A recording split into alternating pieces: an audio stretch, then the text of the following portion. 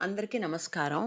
అర్జునుడు వనవాసంలో ఉన్నప్పుడు అతని అంకిత భావాన్ని పరీక్షించడానికి శ్రీకృష్ణుడు నవకుంజర అనే జీవిని సృష్టిస్తాడు.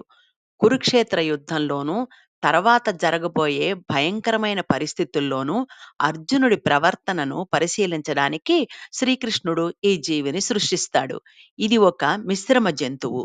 కోడి తలతో 3 పాదాలలో ఒకటి ఏనుగు, రెండోది పులి, మూడోది గుర్రం పాదాలు కలిగి ఉంటుంది.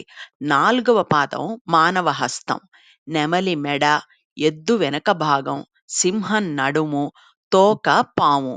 ఈ రూపాన్ని చూసి మొదట భయపడిన అర్జునుడు ఇది శ్రీకృష్ణుడి లీల అని తెలుసుకుని అతనికి నమస్కరిస్తాడు.